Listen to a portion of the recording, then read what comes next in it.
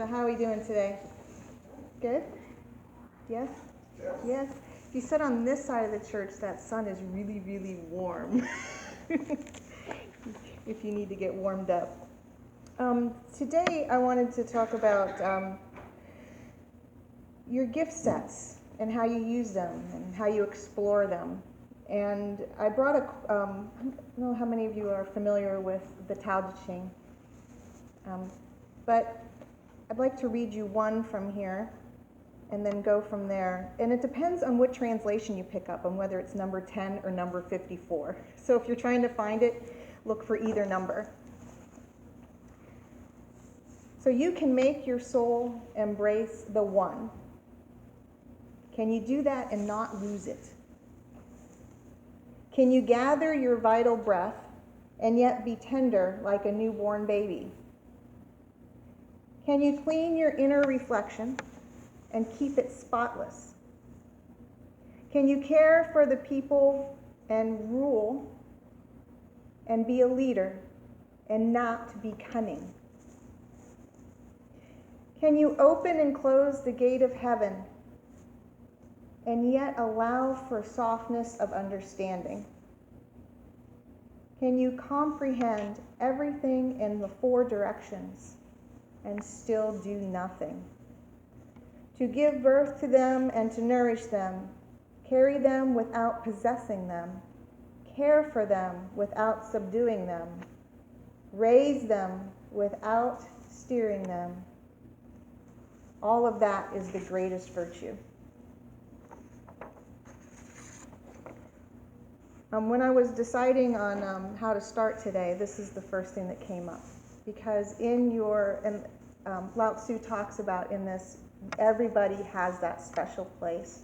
And when you recognize that special place, how do you keep a hold of it without becoming really boastful and obnoxious? Because it's so easy to do. Because as soon as you figure out you're really, really good at something, you know, it's just like, I'm good at this. And can you shine without being obnoxious about it? I mean, I think that's our balance for everything.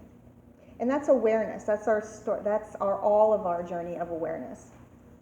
And some of them call it enlightenment. Some of it call it finding your talent. We find that we have a unique gift set, and it's possible for us to do things that nobody else can do, or very few people are able to do in the way that we can. So I was watching my 8-year-old this morning. He got out a bunch of little rocks, and he's painting them white so that he can decorate them. Because if you paint them white first, then all the colors pop out. And I'm like, I would have never thought of that in a million years. And here's my 8-year-old sitting at the kitchen table with rocks and paint this morning. I'm like, well, that's pretty awesome. So I mean, everybody has something, because they amaze me every day. And I think we amaze each other if we take the time to, just to pay attention.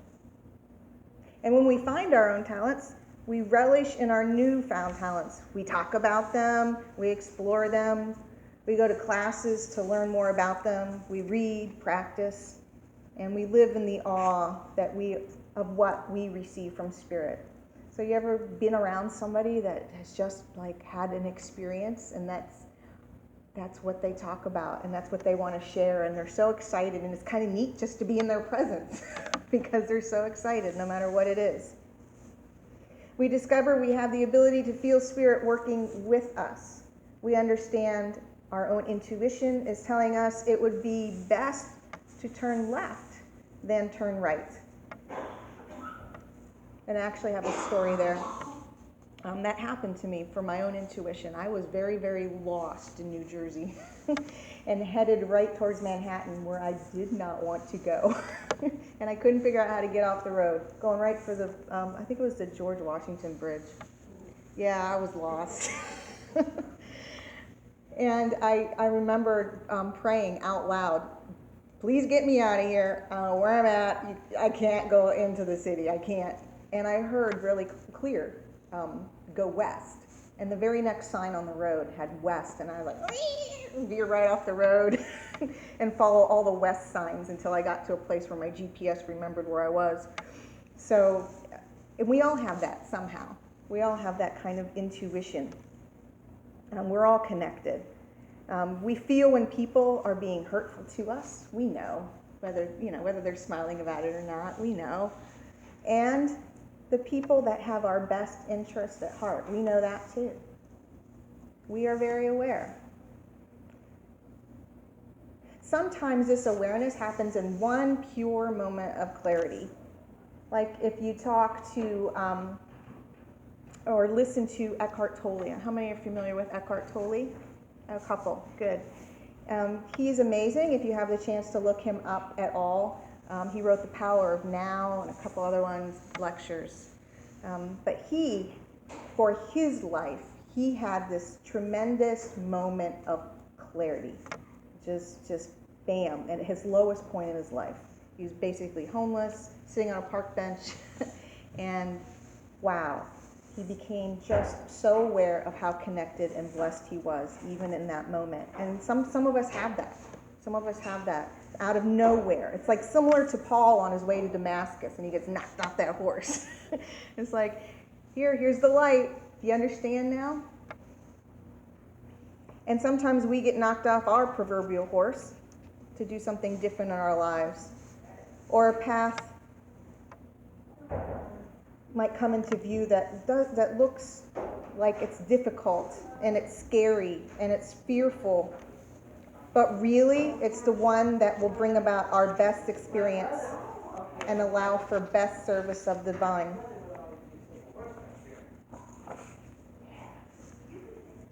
Sometimes we become aware in a dream. We see a loved one who has passed. Maybe we're greeted by an angel, or we know that we just feel different than when we went to sleep.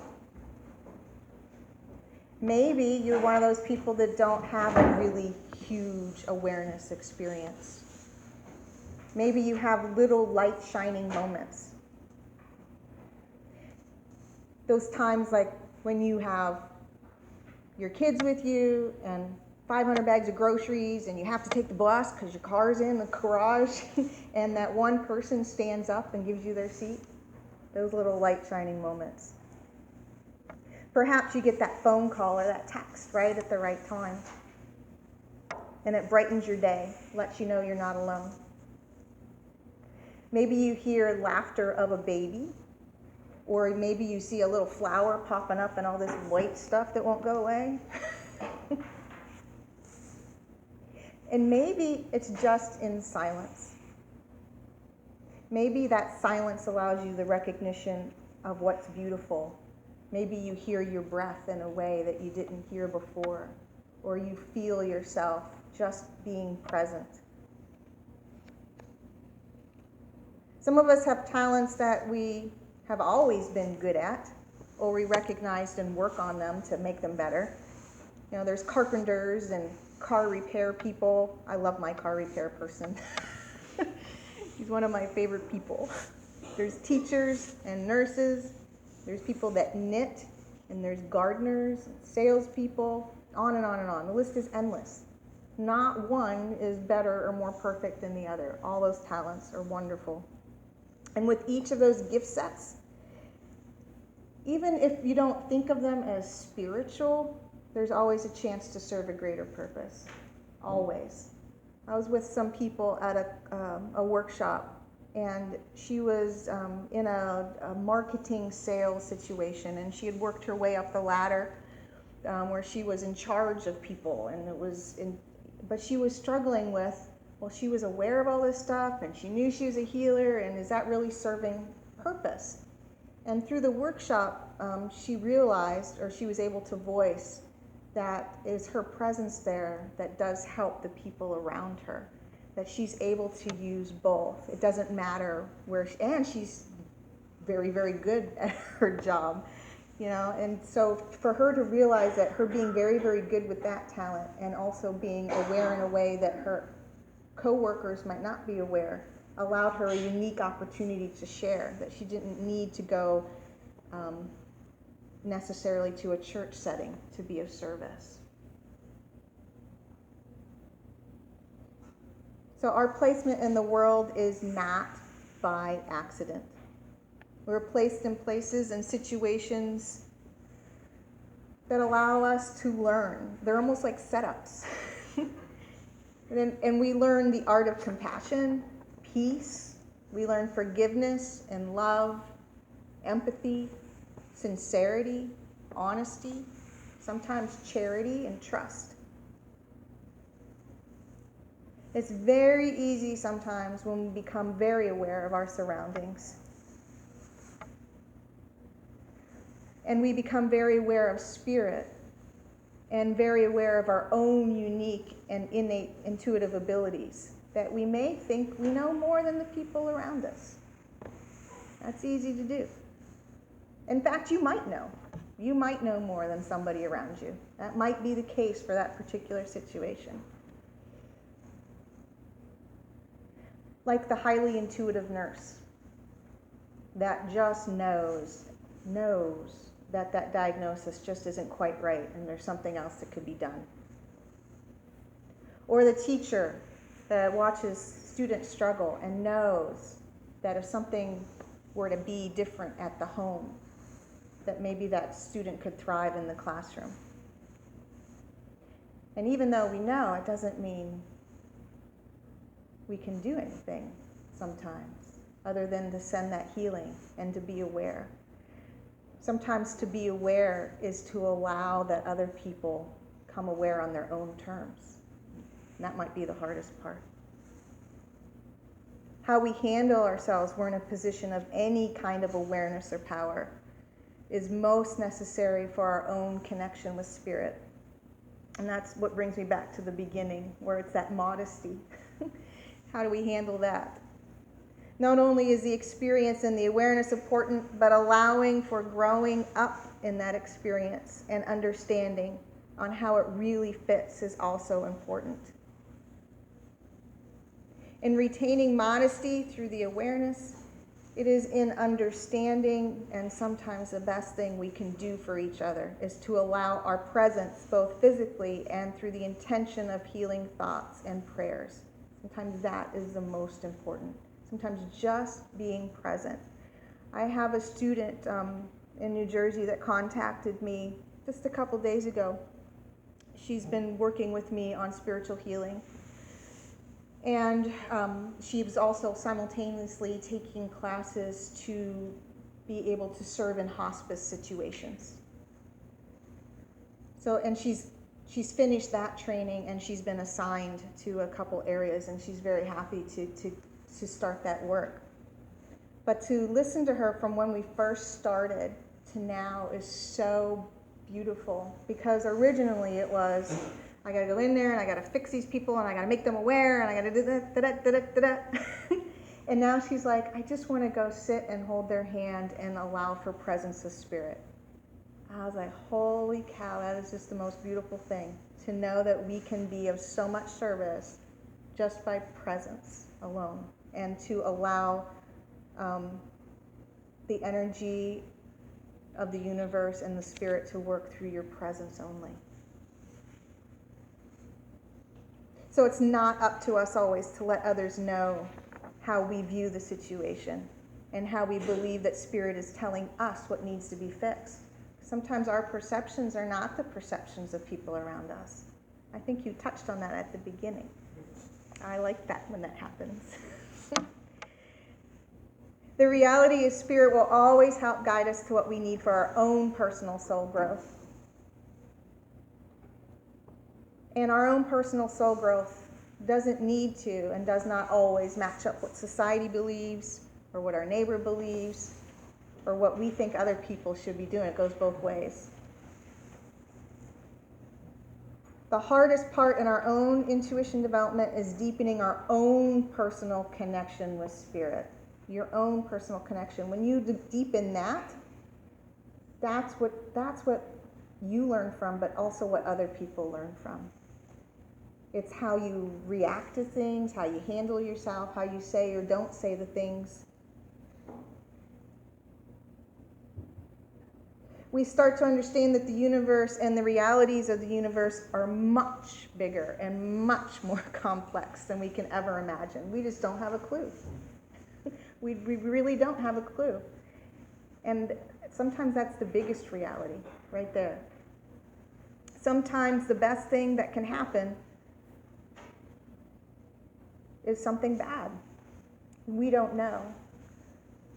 We don't know what somebody else is meant to learn and to teach others.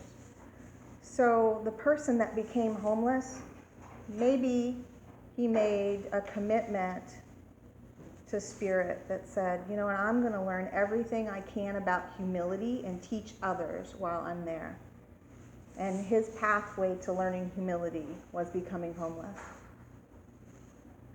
And then perhaps another soul made the agreement to learn what self-sacrifice meant and to share that.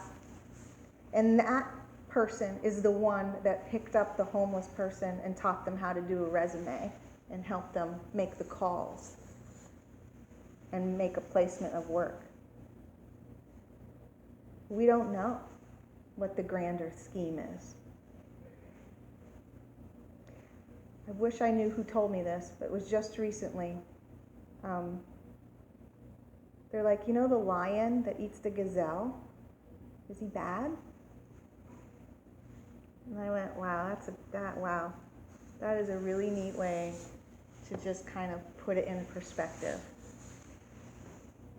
Because what we envision as being really bad and wrong and awful might be the setup somebody else needs to learn something like compassion.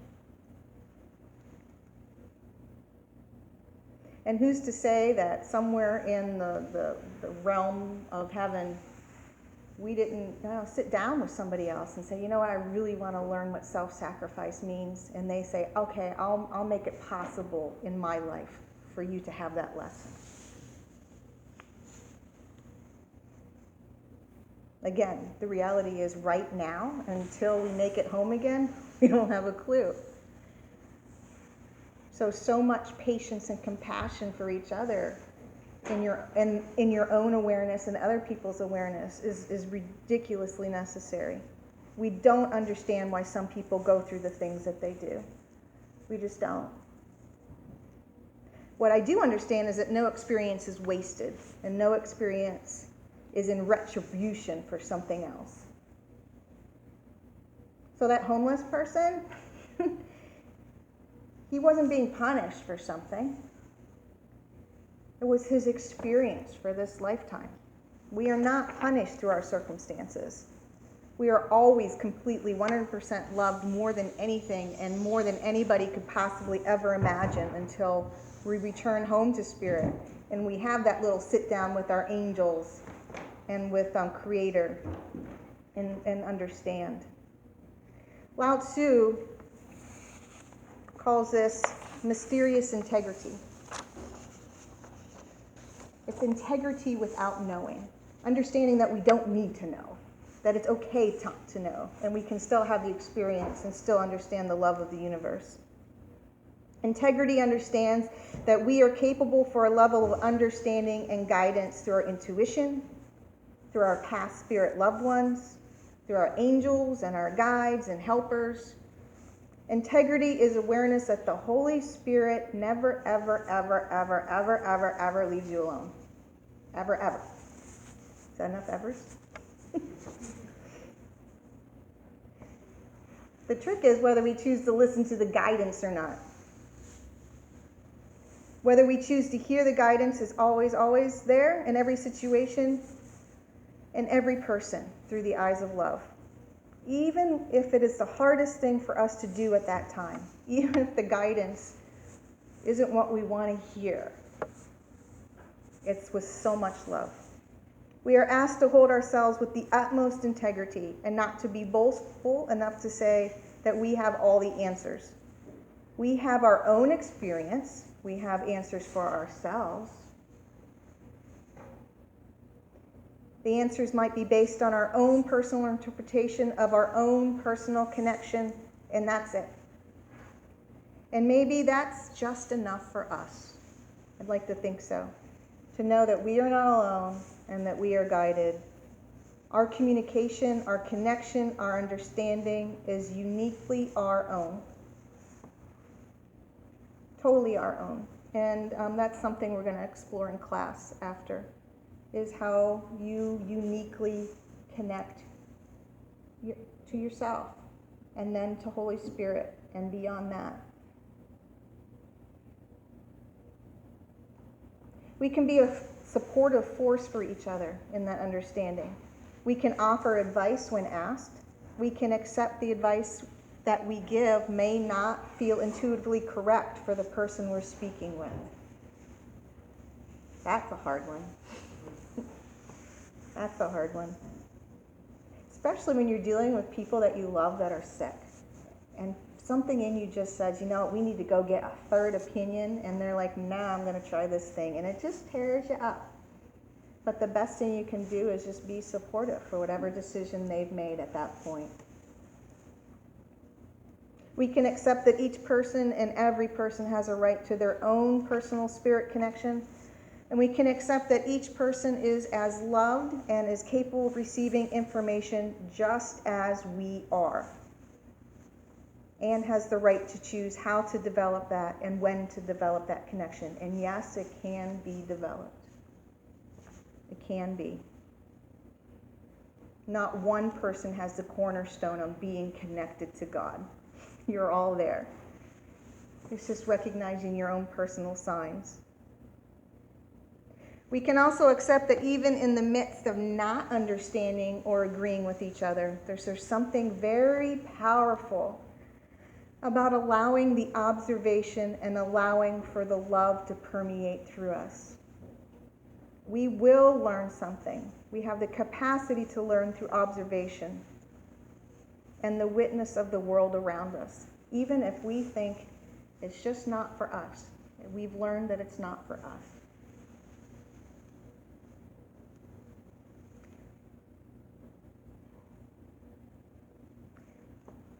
I was recently told, I don't remember if it was yesterday or the day before, and it always amazes me that when I start preparing for talks about a week in advance. And then the whole week, I just keep getting like, did you think about this? Did you think about that? And a friend said to me, I really wish I could follow in your footsteps. And I went, what the heck does that mean? Do you even know what you're saying? And the comment was, since I have gone away for training frequently and met a bunch of different people, that the comment was, I wish I could be able to go to training like that and meet those like-minded people and have those experiences. And I said, yeah, that's, and I won't, you know, and they're like, you are so totally blessed. I said, yeah, we all are. We all are. And then I said something, and I'll tell you, that I hadn't told anyone. That those footsteps came with a huge price. To be able to take the training I did, my husband went through cancer and passed. Would not happen without that. Well, may have taken a lot longer because he was on board with what I was doing. But to have those opportunities came when he passed, because we had planned for me to go to a special training with Master Robert Pang, and Don Scott did go to me with that training. So it's interesting that you have a connection with him. We knew about the training coming up. It was for becoming a healer through Master Robert Pang. And he's a Qigong healer, and he's considered he was listed top 10 spiritual somethings for night, you know, he's just amazing if you have a chance to even listen to him at all. But to go to that training would have taken 17 days out of my life and a lot of money. And we talked about it, we wrestled back and forth, and we're like, well, we'll wait till it gets posted, and then maybe we'll figure it out. Because at that time, the kids were tiny, really tiny little people. So he passed before that class was posted.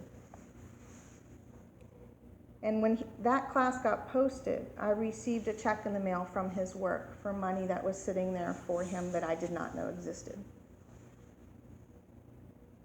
And that's the money I used to go. And my parents were gracious enough to take 2 little people for 3 weeks so that I could leave for the training. So when you're envying somebody else's footsteps, you don't know where those footsteps came from. And people don't know yours. I always try to meet people right where they are now. So I don't talk about my own self in the reverse much. But that one really struck me. It's like, wow, really. I don't think any of us should be envy of anybody else.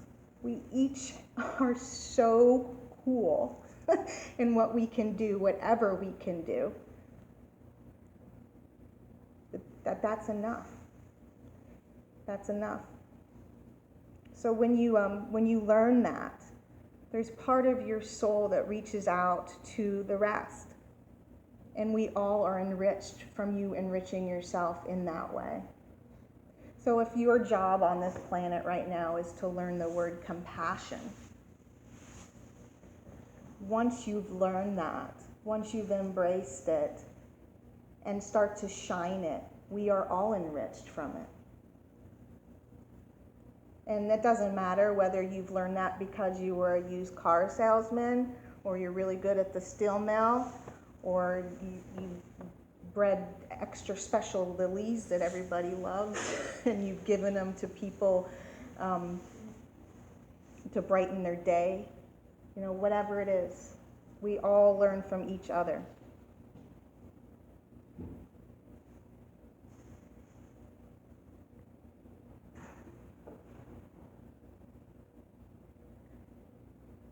So we serve creation by connecting the best we can, and by listening the best we can, allowing growth of understanding as well as wisdom.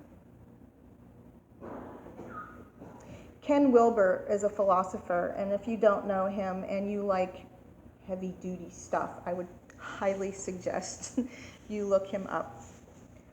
There's a book he wrote 1999 about the walk he and his wife took. If you read nothing else, I would read that book.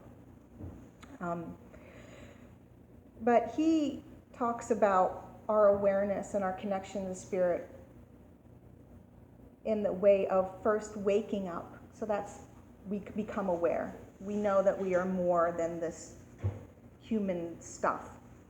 You know, at that moment that we allow for that awareness. He says, then we have to clean up. We have to fine-tune our alignment with Source, allow for a cleaner signal. And that is so different for everybody. I cannot tell you how that works for you. For me, it was going and finding other teachers and sitting in classes and learning how to meditate and doing the Qigong work. And, you know, that's me. Maybe yours is gardening. Maybe yours is walking or sitting or reading, or, you know, I have no idea. Everybody is different in how they do that. How do you fine-tune your alignment with Source? How do you allow for a cleaner signal? And then he says you need to grow up. You have to allow for an understanding of all the different perspectives. Because when our light is turned on, we're at a certain place in our life, and we understand things a certain way. And to allow yourself to input different vocabulary or different understandings is huge. Do you know that you don't have to be the same in order to be okay? I know that's a big one for people. I know in my family, there's very strong Catholic roots. So for me to merge the Catholic vocabulary with what I was learning, you know, and to know that there's more similarities than differences, and that there's just a difference in wording sometimes, was huge for me. So what is that for you? How do you allow for the different perspectives around the world and know that that perspective for that person and the way they do things is cool for them. And they're not less or more than you for it. And that everybody is in a different level of growing up. And then he says you need to show up. You need to allow for service. Allow that humanity is a we experience as much as an I experience. And just like I said before, if you are learning something, let's say, I keep going back to compassion for some reason, but you're a caretaker for animals. Those people that bring in all the stray animals, they fascinate me. It's just amazing to me, the kindness that's involved there to be able to do stuff like that. And let's say, and then that shines from you though, because it's not just the animals then you take care of. It's like maybe you now pick up the litter off the road, or maybe you're making coffee at events, and whatever it is for you. So how are you showing up for your experience? How are you sharing what you're learning with the rest? How are you turning that into service? And everybody's service is different. I'll leave you with this last little thought. We all of us have a piece of the truth. A little sliver. We all have a little sliver. And it's within that we perspective, allowing that all of those slivers can come together, that we flourish in the one. We flourish, in the universe that God created. Because, it didn't come in creation and said every there's got to be one truth someplace. But the interesting thing is, we all have a piece of it, and you can grow in it together by sharing whatever it is your talent set is, and however it is you come about it. Thank you for allowing me to share.